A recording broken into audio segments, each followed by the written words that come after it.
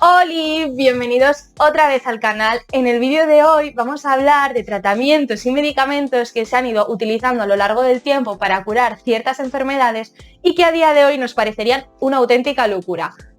Vamos a ello. Vamos a empezar con un tratamiento del que todos seguro habéis escuchado hablar alguna vez: las sangrías. No estas.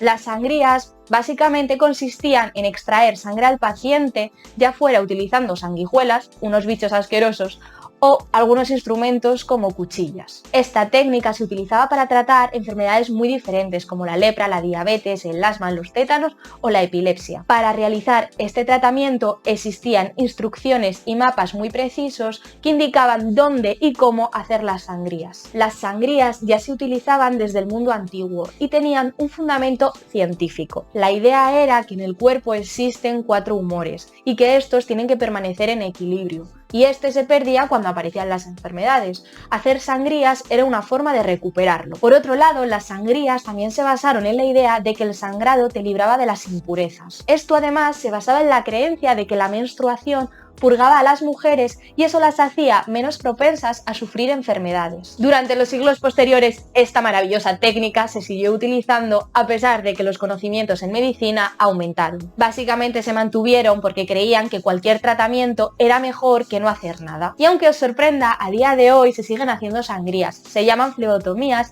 y obviamente tienen un fundamento médico. Se hacen para tratar diferentes patologías como la policitemia vera. Es un tipo de cáncer que consiste en una gran producción de glóbulos rojos. Esto hace que la sangre se espese, se reduzca el flujo y se puedan llegar a generar coágulos. Hacer una flebotomía reduce esta carga de glóbulos rojos y mejora la vida del paciente. Hemocromatosis es una enfermedad en la que el cuerpo almacena demasiado hierro y esto puede llegar a resultar tóxico. Hacer una flebotomía ayuda a reducir la sobrecarga de hierro, aunque también existen fármacos que pueden tratar esta enfermedad. El siguiente tratamiento del que vamos a hablar son de los enemas de humo de tabaco.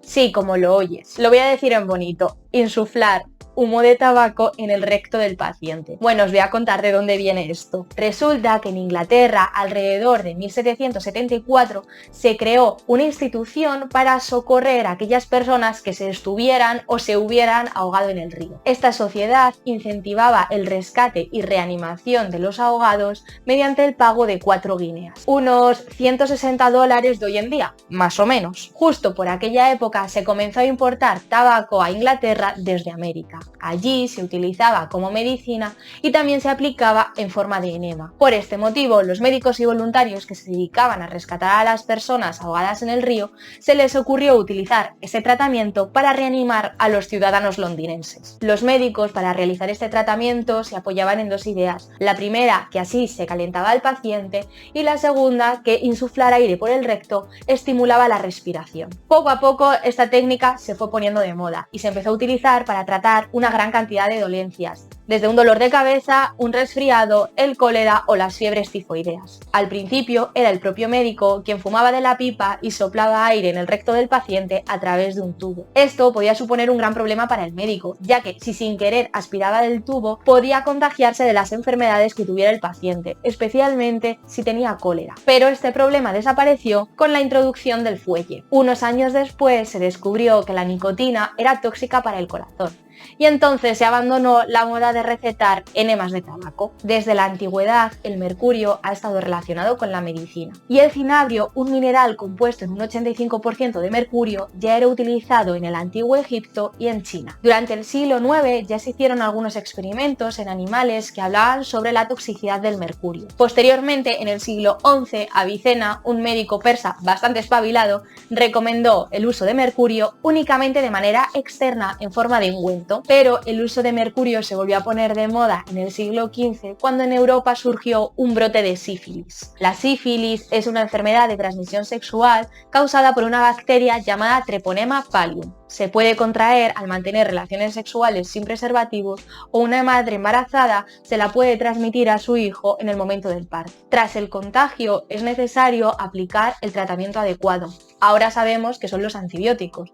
En caso contrario, la enfermedad va progresando y avanzamos a través de sus diferentes fases. Durante la primera fase, llamada sífilis primaria, al paciente le aparece una úlcera en los genitales o en la boca que no suele ser dolorosa. Esta puede tardar en curarse hasta 6 semanas. La enfermedad va avanzando y aparece la sífilis secundaria. En este momento, la bacteria la tenemos en la sangre y aparecen erupciones por la piel. Pasada la fase de la sífilis secundaria, llegamos al estado de latencia. Durante este periodo podemos no tener síntomas durante muchos años, pero la bacteria sigue estando presente. Finalmente, aquellas personas que no han recibido tratamiento pueden alcanzar la fase de sífilis terciaria. Es en este momento cuando aparecen los problemas neurológicos, cardíacos, en las articulaciones, que pueden desencadenar la muerte. Al ser una bacteria, el tratamiento es sencillo, basta con administrar antibióticos. Sin embargo, en el siglo XV, cuando surgió el primer brote de sífilis en Europa, todavía no se habían descubierto los antibióticos. De hecho, quedaban unos 500 años para que Fleming descubriera la penicilina. Como no sabían qué hacer frente a esta enfermedad, decidieron recurrir a manuales de medicina antiguos. En estos se recomendaba el uso de mercurio para tratar problemas en la piel, como los que podían aparecer durante la sífilis secundaria. El mercurio se solía administrar por vía externa. Se metía al paciente en una especie de estufa y se quemaba cinabrio. De esta manera se generaban unos vapores que actuaban sobre la piel del paciente, aunque también podían ser inhalados. También se aplicaba el mercurio en forma de ungüento sobre aquellas zonas afectadas. Posteriormente, el mercurio también se administró de manera oral. Además, el mercurio comenzó a mezclarse con otros compuestos. El mejunje resultante sería más o menos tóxico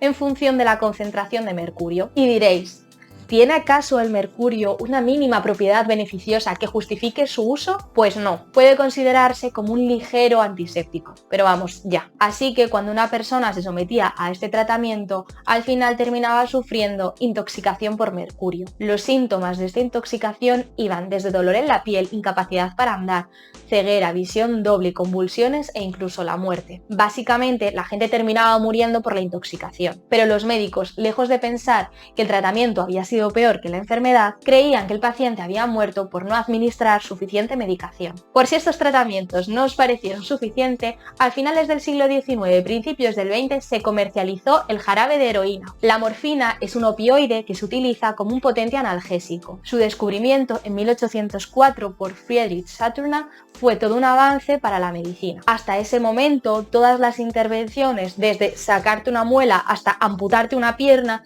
se hacían sin ningún tipo de anestesia. La morfina no solo se utilizó como analgésico, poco a poco terminaron motivándose con sus efectos y terminaron empleándola para tratar la tos y la diarrea, pero se terminaron dando cuenta de que la morfina generaba adicción, así que algunos investigadores, tratando de mejorar esta sustancia, descubrieron la heroína. La heroína se describió como una sustancia mucho más potente para el alivio del dolor, eficaz contra la tos y mucho más segura que la morfina. Por este motivo, la farmacéutica Bayer, sí, esta que ahora se dedica a fabricar inocentes aspirinas, decidió comercializar esta droga como un jarabe para la tos especialmente recomendado para los niños. Alguno de los eslóganes utilizados durante la campaña de promoción era "La tos desaparece". Este fármaco se recomendaba sobre todo en las épocas de frío para tratar los resfriados y la irritación de garganta. Y además, al contrario que la morfina, la heroína aumentaba la actividad. Era tan bueno este medicamento que llegaron a repartirse dosis gratis a aquellas personas que tenían adicción a la morfina y querían rehabilitarse. La comercialización de este producto comenzó en 1898 y terminó en 1914. Obviamente terminó cuando descubrieron que esta sustancia era todavía más adictiva que la morfina, medicamento al que trataban de sustituir. Vamos, que los niños le estaban cogiendo un gustillo a eso de tener tos que no os imagináis. Y por último, vamos a hablar de un tratamiento que como mínimo resulta asqueroso. Y es que durante la Edad Media se puso de moda utilizar polvo de momia, vamos, momias machacadas, para tratar diferentes enfermedades. Y es que resulta que el polvo de momia era súper eficaz frente a diferentes patologías, como la diarrea, el catarro, la epilepsia, romperte una pierna o incluso como antídoto frente a diferentes venenos. También se hacían ungüentos con esta sustancia que se utilizaban para aumentar el apetito sexual y evitar el envejecimiento. De hecho, se sabe que el rey de Francia, Francisco I, nunca salía de palacio sin su bolsita con polvo de momia. De esta manera, si enfermaba o resultaba herido, podría curarse gracias a este producto milagroso. Y ahora nos podemos preguntar quién fue el iluminado que tuvo la idea de utilizar polvo de momia como medicamento. Y es que todo esto fue fruto de una confusión. En la antigüedad, los persas utilizaban el betún como tratamiento para diferentes patologías. En su idioma era conocido con el nombre de mumia. Cuando los mercaderes viajaron a Egipto y descubrieron por primera vez las momias, creyeron que estas estaban recubiertas de betún, de mumia. Sin embargo, las momias están recubiertas de una serie de resinas que las protegen de su descomposición. Estas resinas tenían un aspecto muy similar al del betún y es aquí donde aparece la confusión. Creían que la mumia tenía propiedades medicinales prácticamente milagrosas y todo lo que había estado en contacto con ella, por tanto, también las tendría. Es así como empezó a utilizarse el polvo de momia como tratamiento. Como era de esperar, el polvo de momia no es especialmente sano. Las momias eran impregnadas en una serie de resinas para su conservación y estas resinas son tóxicas. Esta práctica de utilizar polvo de momia como tratamiento apareció en Europa alrededor del siglo XII. Fue durante el Renacimiento cuando se empezó a dudar de la eficacia de este tratamiento